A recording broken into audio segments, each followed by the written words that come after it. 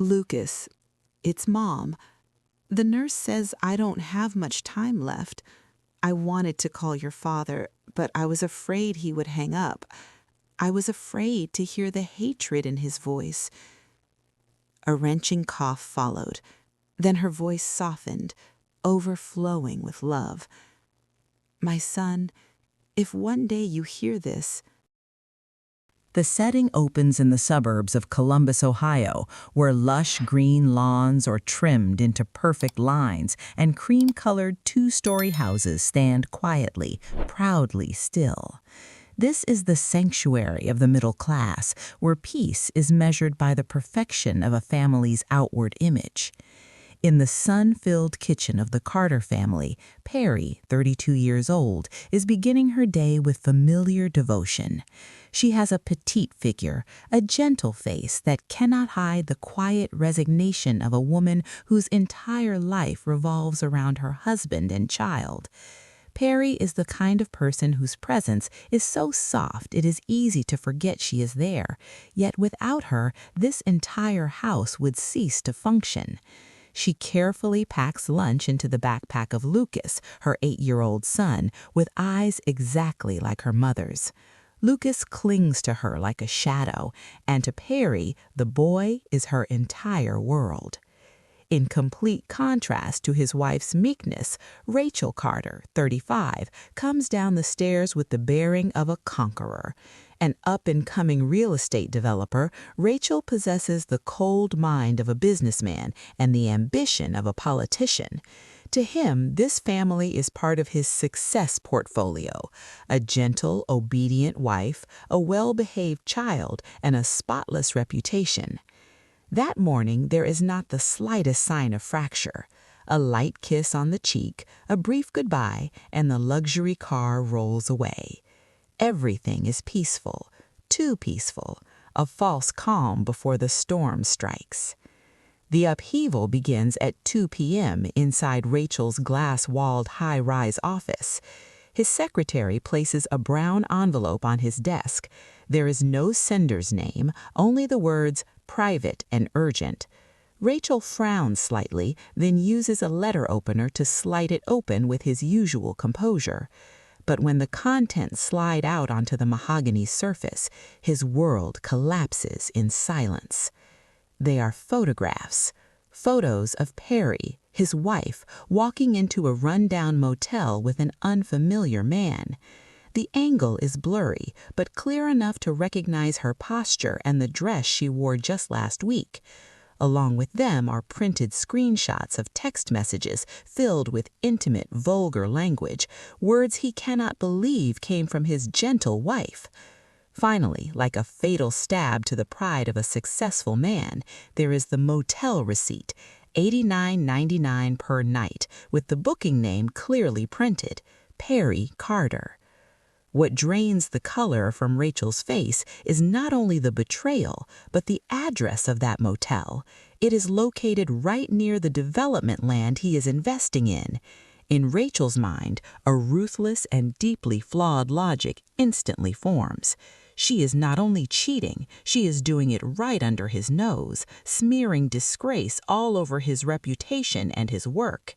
That afternoon, Rachel comes home earlier than usual. The house still smells of the food Perry is cooking. She turns around smiling, about to ask him about his day, but the smile dies instantly when she sees his eyes. They are not filled with rage, but with the gaze of someone looking at a defective object, something broken, something to be discarded. Rachel does not shout. He does not smash anything. His silence is more terrifying than 1,000 screams. He throws the envelope onto the dining table and slides it toward Perry. "Explain," he says, his voice icy, completely devoid of emotion. Perry trembles as she picks up the photos. Her eyes widen, her breath catches. "Rachel, what is this? This man, I don't even know who he is. This isn't me. Please believe me. I have never—" "The receipt has your name, your phone number, and photos of you," Rachel cuts in, his voice sharp as a razor. "I don't care about your tears, Perry. I work based on evidence." Perry panics completely. She rushes forward, trying to grab his hand, but Rachel steps back, avoiding her as if she were a contagious disease. "Rachel, please, we've lived together for 10 years. Don't you know me at all?" Rachel looks straight into his wife's eyes and delivers a sentence that will haunt her until the day she dies, a sentence saturated with his brand of ruthless rationality. "If you're innocent, the court will prove it." The verdict is issued immediately, right there in the kitchen. Rachel demands that Perry pack her belongings and leave the house within 48 hours. He informs her that his lawyer will contact her the next morning to file for divorce and request a temporary custody order. "You can't do this! Lucas needs me!" Perry screams in desperation. "A morally compromised mother has no right to raise my son until a final judgment is made," Rachel says, turning his back and walking upstairs. He slams the door to his home office shut, leaving Perry collapsed on the cold kitchen floor. Their perfect family has been completely destroyed in a single afternoon, not by shouting or chaos, but by the cold logic that takes over when trust is stolen. The Franklin County family courtroom reeks of bleach and the cold sterility of bureaucracy. To Perry, it feels more like a slaughterhouse than a place where justice is carried out. She sits curled up at the defendant's table beside a hastily assigned public attorney who flips through the case file with visible irritation, unable to hide his lack of preparation. On the opposite side, Rachel sits upright, motionless like a stone statue. Beside him is one of Columbus's top lawyers, a man with a razor-sharp smile and an expensive suit that radiates power. Today's hearing is meant only to determine temporary orders while awaiting the official divorce, yet the tension in the room feels like a death sentence is about to be handed down.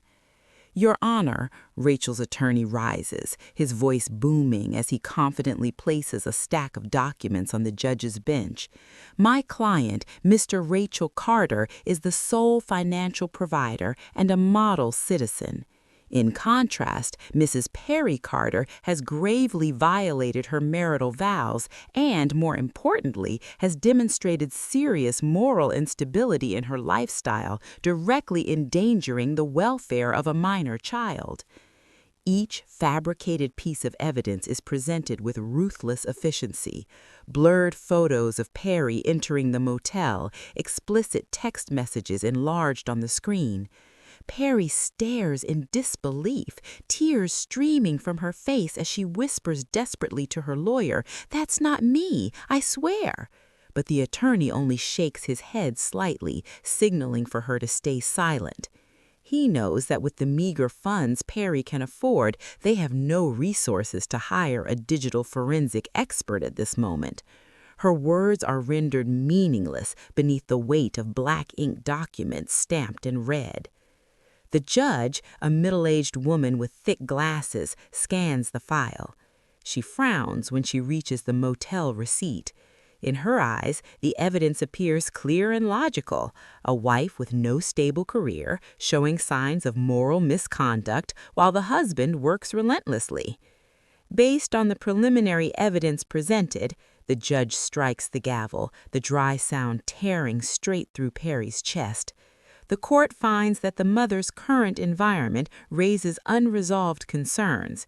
In order to protect the best interests of the child, temporary custody of Lucas Carter shall be granted to the father, Mr. Rachel Carter. Perry breaks down sobbing, attempting to rush forward, but court officers restrain her. This ruling is not the end, it is only temporary under the law, but for a mother who has never been apart from her child for even a single day, it is more brutal than any prison sentence. She looks toward Rachel, hoping to find even a trace of mercy, but he does not turn around. Rachel calmly gathers his documents, his face frozen, devoid of emotion. He has won the first round, not with truth, but with the meticulous preparation of a man holding the upper hand. After the temporary ruling, Perry's world shrinks into endless days of waiting for the calendar to turn. She's only allowed to see Lucas once a month for a mere 2 hours at the Family Services Center under the strict supervision of a social worker with an expressionless face. The cold visitation room, filled with worn-out toys and pale fluorescent lights, kills any natural warmth that should exist between a mother and her child. But the physical pain of separation is nothing compared to the calculated psychological torture Rachel inflicts. He fully exploits every legal loophole and the authority granted to the primary guardian. Perry's rare phone calls are routinely sent to voicemail. Precious visitation appointments are canceled at the last minute with reasons that are painfully reasonable. Lucas has a mild fever, Lucas has a school rehearsal, or simply, the child is emotionally unstable, the doctor advised limiting contact. More than once, Perry stands frozen in the rain outside the center's gate, clutching a small gift she never gets to give, before helplessly returning to her miserable rented room. While Perry is isolated on the outside, inside the comfortable house, Rachel is quietly injecting doses of poison into his son's fragile mind. He does not yell or impose harsh restrictions that would frighten the child. Instead, he plays the role of the self-sacrificing single father. Whenever Lucas cries for his mother, Rachel sighs, strokes his hair, and speaks in a low, sorrowful voice filled with feigned resignation. "Dad's sorry, but Mom is very busy. She chose to go with that man. She needs a new life that makes her happier than staying here with you and me." The peak of the separation comes during the 4th visit. As Perry steps into the room, opening her arms to embrace her son, Lucas steps back. His once clear eyes are now clouded with suspicion and deep hurt. He does not look at the building toy his mother brought. Instead, he stares at her with a terrifying sense of distance. "Why did you abandon me?" Lucas asks, his voice small but sharp as a blade. "Dad says you love that man more than me. Is it because I was bad that you left?" Perry is left speechless, tears bursting out like a broken dam. She wants to scream that it is all a lie, to tell her son the truth. But the moment she opens her mouth, "No, sweetheart, listen to me," the supervising staff member intervenes coldly.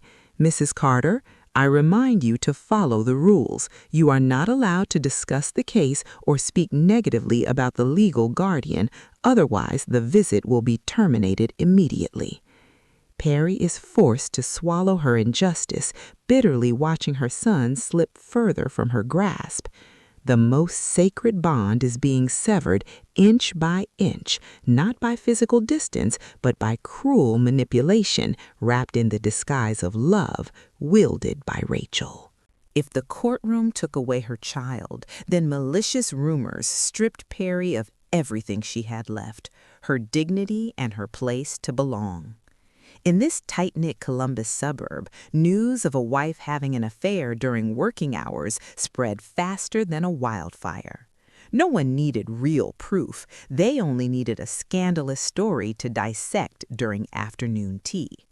The next blow landed on a bleak Monday morning. Perry was summoned to the principal's office at the elementary school where she had devoted 6 years of her life. There was no shouting, only a politeness so cold it was chilling. The principal, who had once praised Perry endlessly, now sat behind her desk, unable to look her directly in the eye. "The school board feels that you need time to address your personal matters," she said, sliding a notice of non-renewal across the desk. "We have to consider the school's image and the parents' concerns. You understand, don't you, Perry?" She left the beloved school with a small cardboard box in her arms, walking past the scrutinizing stares of former colleagues. No one stepped out to say goodbye. Their silence was more cruel than any insult. But the pain did not end there. The church, once Perry's only spiritual refuge, also shut its doors of mercy. Neighbors who used to smile and greet her now turned away when they saw her pushing a cart at the supermarket or clustered together whispering behind her back with contempt in their eyes. In their view, Rachel was the pitiful man who had been cheated on, while Perry was the promiscuous woman who had destroyed a model family. The peak of her despair came from her own blood relatives. When Perry called her parents in the neighboring state to beg for help, all she met on the other end was heavy silence. Her mother, a woman who valued family honor more than life itself, spoke in a trembling yet resolute voice. "You did something shameful. We can no longer face our relatives. It's best that you handle this on your own. Don't drag us into this mud." The endless dial tone after the call marked her complete isolation. In less than a month, Perry Carter went from a woman who had everything, husband, child, career, family, social standing, to someone with nothing. She stood alone in a vast world, stripped not only of her right to be a mother, but of her right to hold her head high as a human being. It was a social death, more painful and enduring than any physical one. Perry Carter, once living in a sun-filled suburban home, now curls up in a damp basement apartment barely 450 square feet in the rundown south side of Columbus. The place reeks of mold and police sirens wail through the night. No more elegant dresses, no more afternoon tea. Perry's life has been stripped down to the bare level of survival. To stay alive, she takes a night shift at a 24/7 roadside diner. The job starts at 10 p.m. and ends when dawn breaks, paying a meager $12 an hour. Hands that once held chalk and baked pastries are now roughened by dish soap and burnt grease. Every night she darts between tables, enduring the rudeness of drunken truck drivers and the pitying looks of passing customers. There are moments when her swollen legs nearly give out, but the image of Lucas pulls her back up. She cannot die. She cannot collapse, because if she disappears, who will clear her name? Who will love Lucas with a true mother's love? When her shift ends, Perry drags herself home as the city begins to wake. Her body is exhausted, but she does not sleep right away. She sits at a wobbly wooden table and pulls a rusted tin cookie box out from under the bed. This is her only treasure, her private shrine. Under the dim yellow light, Perry begins to write. She writes letters to Lucas. Day, month, year. My dearest Lucas, today at the diner, a little boy about your age came in. He ordered blueberry pancakes, the kind you love most. I secretly added extra sauce, just as if I were making them for you. She writes about longing, about small daily moments, about a love that has never changed. She does not write about injustice, nor does she plant hatred toward his father in a child's mind, even though she has every right to. Perry carefully folds the letter, slips it into an envelope, but never puts a stamp on it. She knows Rachel would throw them straight into the trash the moment he saw the sender's name. Instead, she places them inside the tin box. One letter, two letters, then hundreds over the years. That box holds Perry's soul, a silent testament to a love unbroken by poverty or humiliation. At the bottom of her life, Perry continues to live not for herself, but to preserve a whole truth, waiting for the day she can hand it to her son. 5 years pass in a cruel blink. Perry Carter now looks far older than 37. Her once smooth brown hair is dry and streaked with gray, and her eyes are sunken from endless sleepless nights. Relentless night shifts and rushed meals of expired canned food have worn her body down to its limits. But she is still alive, still breathing until the day the second death sentence is delivered. At a shabby charity clinic for the homeless and low-income patients, the doctor looks at Perry over glasses sliding down his nose, his voice heavy with sorrow and helplessness. Stage 4 ovarian cancer. It has metastasized, Miss Carter. I'm very sorry. If you had health insurance and it had been detected earlier, Perry does not cry. She receives the news with an eerie calm, as if she had died 5 years ago and this was merely the final paperwork allowing her body to catch up with her soul.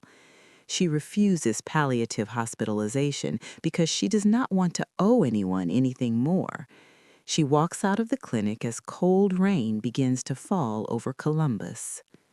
Perry huddles inside a roadside public phone booth, clutching a handful of loose change. Her trembling fingers dial a familiar number, the home phone she has never forgotten for a single second. She wants to call Rachel, not to beg for love, not even to clear her name anymore. She only wants to say, "Rachel, I'm dying. Please let me see Lucas one last time. Just once." The phone rings. Once. Twice. Perry's heart pounds as if it might burst from her chest, but just as the line connects, she sees her own reflection in the fogged glass of the booth, a gaunt, hollow-eyed woman in cheap clothes, a complete failure. If Lucas saw her like this, what would he see? A mother who abandoned him, now returning as a sickly ghost to beg for pity? Or would Rachel sneer and think this was just another scheme to extort him? "Hello? Who is this?" Rachel's voice comes through, calm, distant. Perry bites her lip until it bleeds to suppress a sob. Slowly, she places the receiver back on the hook, severing the last thread tying her to life. "No," Perry tells herself, as tears mix with rain on her cheeks. "My child doesn't need to see me like this. At least, don't let him watch his mother die in humiliation and pity." She decides to preserve the last shred of dignity in the image of the mother living in her son's memory. Perry turns her back and walks into the rain, carrying the secret of her approaching death back to her cold, rented room, accepting solitude for the remainder of her path. Perry's final days pass in a rundown hospice for those who can no longer afford hospital care. The small room smells of disinfectant and loneliness, filled only with the steady rhythm of a breathing machine, counting down the remaining time of a human life. No fresh flowers, no cards. By Perry's bedside sits only the old tin box filled with letters that were never sent. The night shift nurse, a young woman fresh out of school, sits beside her, holding Perry's frail hand, nothing but skin over bone. The nurse cannot hold back her tears as she witnesses such absolute solitude. In her pain-induced delirium, Perry does not call for God, nor does she cry out. She calls only one name, Lucas, Lucas. That fateful night, Perry briefly regains clarity in a final moment of lucidity. She weakly squeezes the nurse's hand, her clouded eyes searching for one last understanding. "Nurse," Perry whispers, her voice as faint as falling leaves. "Please, I know no one will come here, but if one day a miracle happens and my son comes looking, tell him—" She pauses to gather her breath, gathering every remaining ounce of strength for the most important sentence of her life. "Tell him his mother loved him more than her own life and that she never betrayed anyone. Never." Those are her final words. Perry exhales her last breath before dawn can break, carrying 10 years of injustice down into the cold grave. Perry Carter's funeral takes place 3 days later, quick and sparse, as if erasing a stain. The public cemetery is empty, the wind whistling through rows of nameless headstones. There is no Rachel, no Lucas. They know nothing of this death. Lucas's old phone number was changed years ago by Rachel to protect his son from the corrupt mother.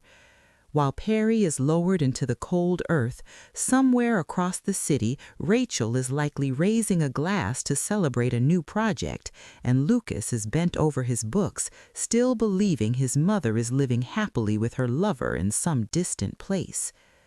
Only the nurse and a social worker stand by the grave. The nurse places a white chrysanthemum bought hastily by the roadside on the fresh soil and whispers, "Rest in peace, Mrs. Carter. I will remember your words." Perry is dead, but the truth is not. It still lies there, sleeping inside the old tin box the nurse kept, waiting for the moment it will explode into the light. 10 years have passed since the Carter family fell apart. The suburban house in Columbus still stands there, more splendid yet colder than before. Rachel Carter is now a well-known real estate tycoon, his hair streaked with gray, but his eyes still sharp and calculating. And Lucas Carter, the boy who once cried for his mother, has become an 18-year-old young man, a freshman majoring in computer science. Lucas has grown up quiet and withdrawn, with a keen intellect inherited from his father, but a sensitive heart that mirrors his mother's.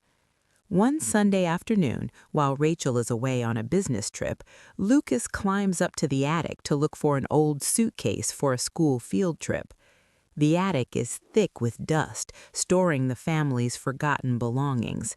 In the darkest corner, behind stacks of old newspapers, Lucas's eyes land on a cardboard box sealed tightly with tape.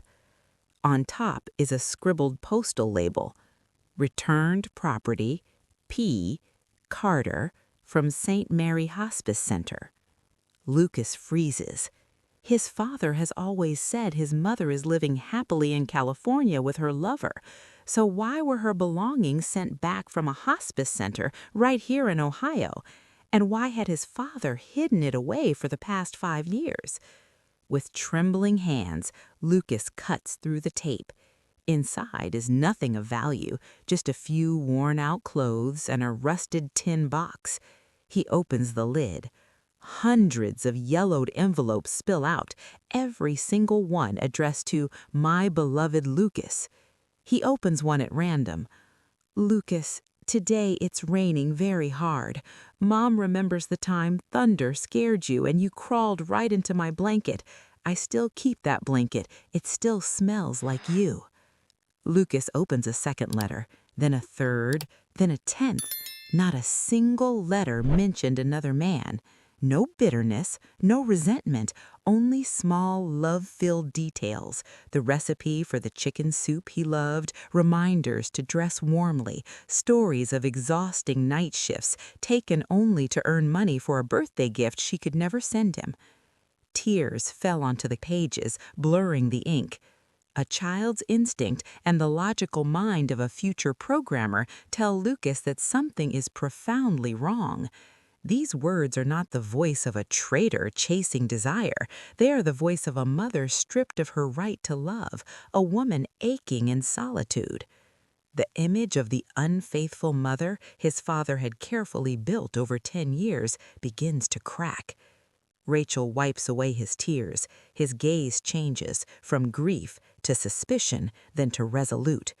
He gathers all the letters and carries them back to his room.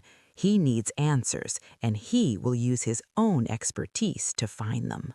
That night, Lucas's bedroom glows blue from 3 computer monitors. No longer a weak child who cries, Lucas is now a hunter in the digital world, and his prey is the past.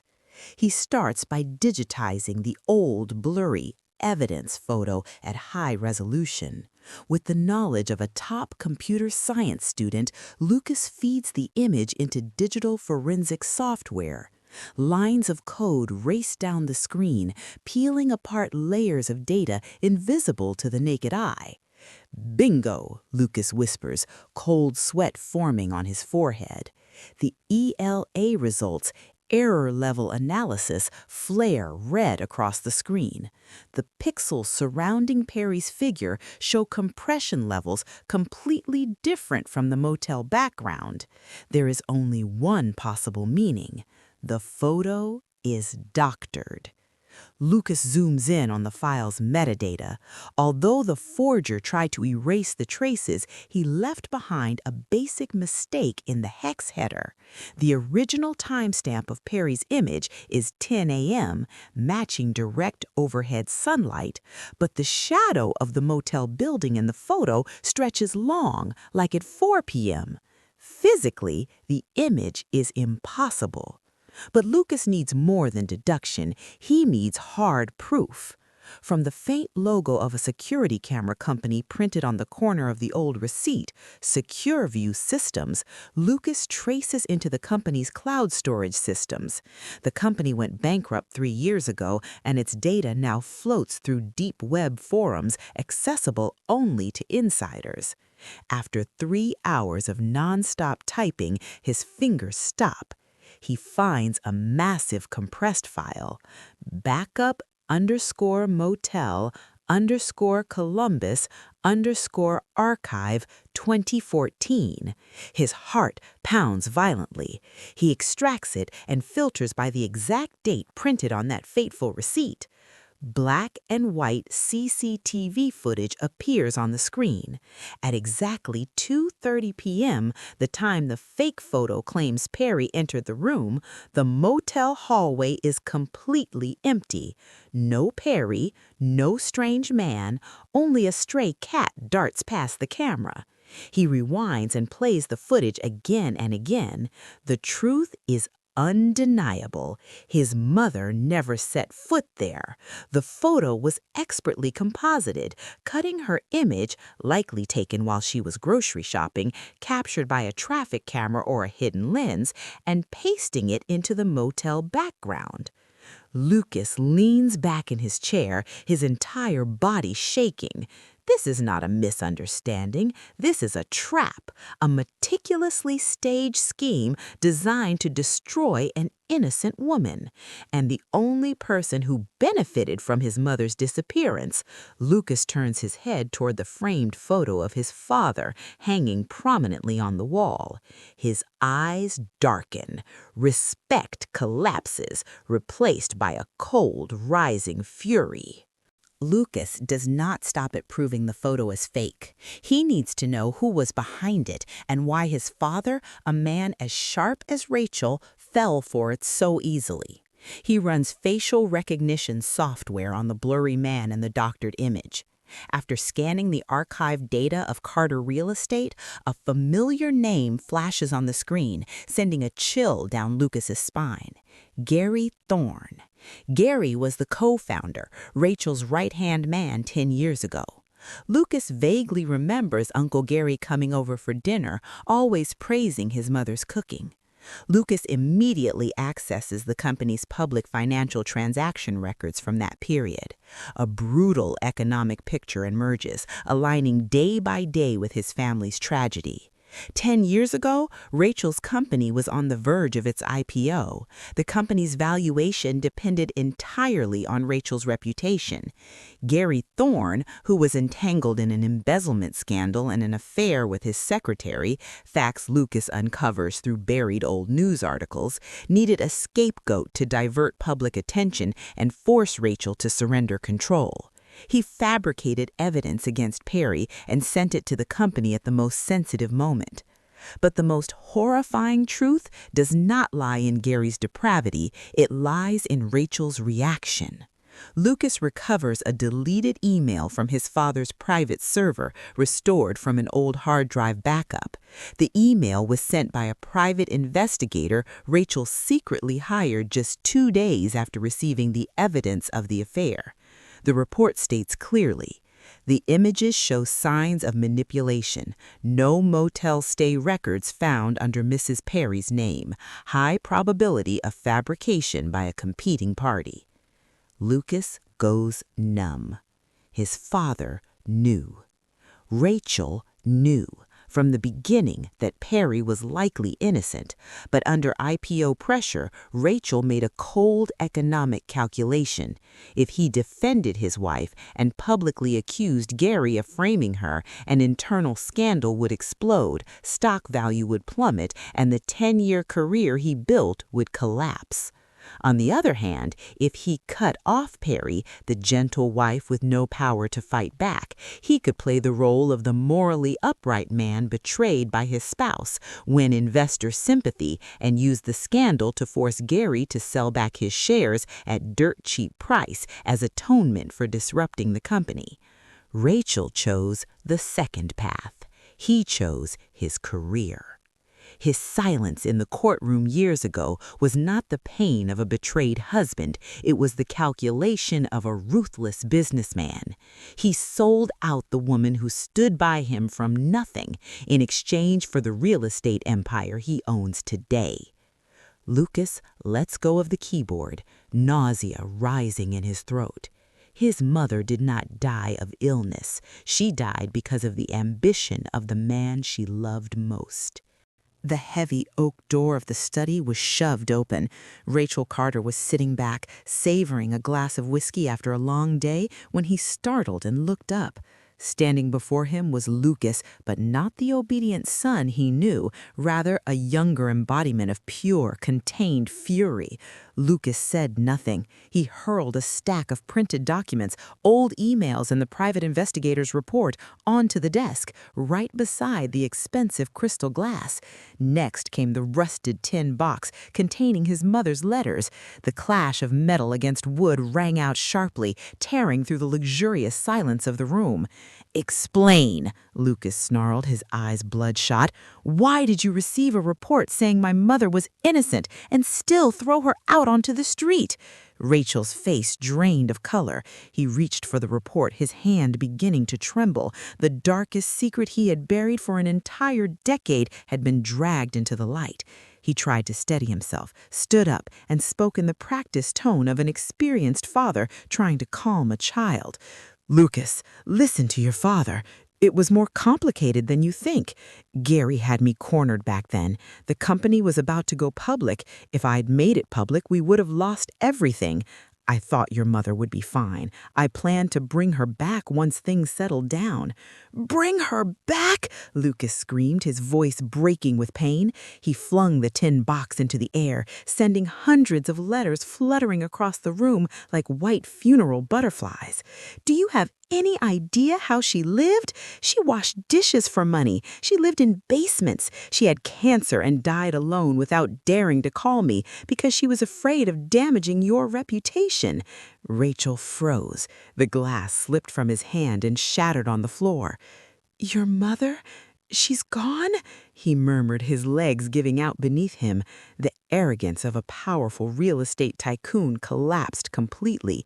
He had always lulled his conscience into believing Perry was living happily somewhere, that her sacrifice was worth the empire he built. He had never imagined the price was his wife's life. Rachel covered his face and broke down sobbing like a child, the sobs of cowardice and belated regret. "I just wanted everything to be stable. I wanted to keep this house for you. I never thought your mother would pay with her life." Lucas looked at the man kneeling on the floor with hollow eyes. Respect shattered, and with it, the bond between father and son died. "You kept the house," Lucas said coldly, turning toward the door. "But you killed this family 10 years ago." Lucas walked out of the magnificent mansion and disappeared into the night, leaving behind a father wailing amid the ashes of fame and a storm of unjust letters. The next morning, the sky over Columbus was gray, like a mourning shroud. Lucas drove to the public cemetery on the west side of the city, where the homeless and the unclaimed were buried. After more than an hour searching among cold gravestones overgrown with weeds, he found a small, heartbreakingly modest marker. Perry Carter, 1982-2019. No quotation, no farewell, just a lonely name beneath the sky. Lucas knelt down, his hand touching the freezing stone. He pulled from his pocket an old brick-style phone he had found at the bottom of the tin box. It was the cheap prepaid phone his mother had used in her final years. The battery was fully charged, but the outgoing call log was empty. He opened the voice recordings folder. There was only one file, saved on the day she died. His finger trembled as he pressed play. The static hiss of a cheap microphone filled the air, mixed with the steady breathing of a hospital ventilator and Perry's weak, broken voice. "Lucas, it's Mom. The nurse says I don't have much time left. I wanted to call your father, but I was afraid he would hang up. I was afraid to hear the hatred in his voice." A wrenching cough followed, then her voice softened, overflowing with love. "My son, if one day you hear this, I want to ask you for one thing. Don't hate your father. Rachel, your father is a proud man. He did everything because he believed he was protecting his family, protecting you in his own way. He isn't evil. He just lost his way under pressure. Please forgive him. Don't let hatred destroy your life the way it destroyed our family. I love both of you. I have never regretted being a wife, being a mother." The recording ended with a gentle sigh and then silence. Lucas collapsed against the gravestone, his sobs erupting into raw, anguished screams. This was the final blow, the cruelest of all. His mother, the woman who had been framed, stripped of everything, cast onto the streets and left to die alone, used her final breath to protect the man who destroyed her. She did not clear her name with rage, she cleared it with boundless mercy. Perry's forgiveness weighed like 1,000 tons. It did not free Rachel, it nailed him forever to a sentence of conscience that could never be erased. The most deeply wounded was the only one who kept her heart pure until the very end. Lucas understood then. His mother was not merely a victim. She was a martyr in a marriage built on calculation. 6 months later, at the Franklin County Civil Court, a special hearing took place. There was no property dispute, no heated accusations. Only a young man standing straight at the witness stand, beside a thick legal file containing all the evidence needed to clear the name of the dead. The judge struck the gavel. The sound was firm and solemn, nothing like the cold hammer of 10 years earlier. "Based on the digital forensic evidence and supplemental testimony," the judge declared, "the court rules Mrs. Perry Carter is completely innocent of all allegations of adultery in 2014. Her honor is fully restored." Lucas closed his eyes and exhaled softly. At last his mother could rest in peace. But there was one final thing left to do. "Your Honor," Lucas said, his voice echoing clearly through the courtroom, "I have a request. I wish to legally change my name." "And what name do you wish to take?" the judge asked. "From today on, I am no longer Lucas Carter. Please call me—" He chose his mother's name as his middle name, so it would live on in every breath, every signature for the rest of his life. It was how he honored the woman who sacrificed everything for him. On the other side of the courtroom door, behind the frosted glass, Rachel Carter stood. The once legendary real estate tycoon now looked old and worn inside a wrinkled suit. He heard everything, the declaration of innocence and his son's new name. He wanted to push the door open, to embrace his son, to apologize before his wife's portrait, but his legs felt weighted with lead. He did not dare. The mercy in Perry's final words and the resolve in Lucas's eyes had built an invisible wall between them, forever. Rachel realized then that the greatest sentence was not legal punishment, but solitude. He had money, he had status, but he was barred from the moral world his wife and son belonged to. He stood silently in the hallway shadows, watching his son step out into the sunlight, then turned and walked alone in the opposite direction.